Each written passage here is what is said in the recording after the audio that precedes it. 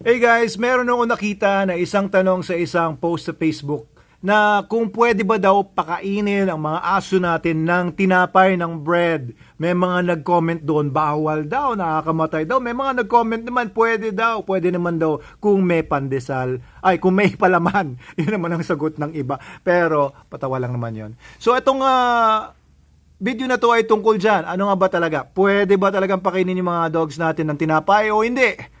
Unang-una, ang tinapay na luto, no, na ready to eat na natin ay pwede naman pakain sa mga aso pero not necessary. Walang kailangan ng aso sa wala silang requirements pagdating sa carbohydrates.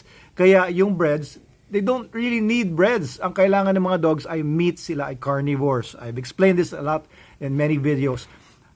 Pero ito yung bawal sa mga dogs. Ang hindi pa lutong tinapay, ibig sabihin yung minamasang harina pa lang, yung dough na may yeast.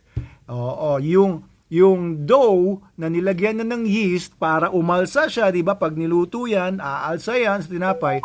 Pag kinain niya ng aso na hindi pa luto, ay delikado yan. Pwedeng ikamatay ng aso po yan. Ito po yung dahilan. Ang yeast po, no, yung baker's yeast, yung nilalagay sa pagluto ng tinapay, pagka magmamasa ka ng harina, kapag kinain ng aso yung minamasang harina na yun na merong yeast, ay magpo-ferment po yan sa loob ng tiyan ng aso. Very ideal yung loob ng tiyan ng aso nyo para ito ay umalsa sa loob. Ngayon, dalawa ang pwedeng ikamatay ng aso niyo na major dyan. Una, yung pag-alsa. Kasi pag marami-rami nakain yung aso niyo na dough, tapos lumolobo yun, nagpo-produce ng mga bubbles. Kaya tinapay, di ba, fluffy, may mga bubbles yan.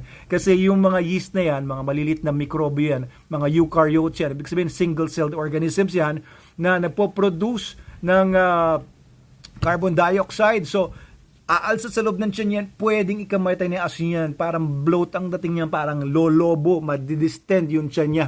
Doon magiging tinapay yung harina. Aalsa sa loob, pwede ikamatay ng aso po yan. Pangalawa, yung mga bacteria po kasi na yeast doon sa baker's yeast ay nagpo-produce din po ng ethanol yan o alcohol. So parang malalasing yung aso na nyo, pwedeng makakos yan ng mga central nervous system problems, no? Kasi yan ang alcohol po kasi, hindi ako umiinom ng alcohol ever since, hindi ako tumikim man lang ng alcoholic beverages or beer. Nakatikim ako before, maliit na lang nung kabataan ko, sinusubukan, pero hindi ako umiinom.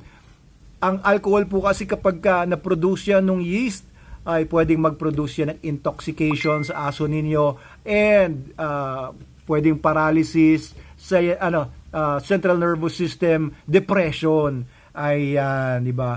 Malalasing intoxicated. And yung mga aso naman, hindi naman pwedeng uminom yan. Hindi naman tao yan. So, this is very important for you to know, no? Pwedeng kumain ng aso ng tinapay, bigyan ng pandesal, walang problema, hindi niya kamamatay, depende sa dami rin, no? Siyempre, pag sobrang dami naman, baka naman makakos din ng ibang mga problems.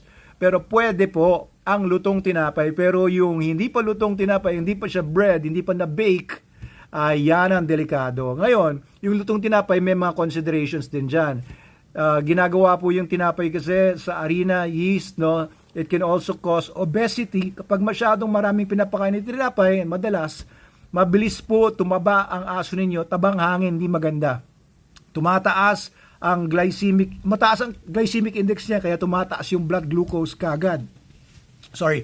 So ito, no? If you're going to give your dogs bread, walang problema. Pero it's still the best to give the best dog food in the multiverse, SDN dog food.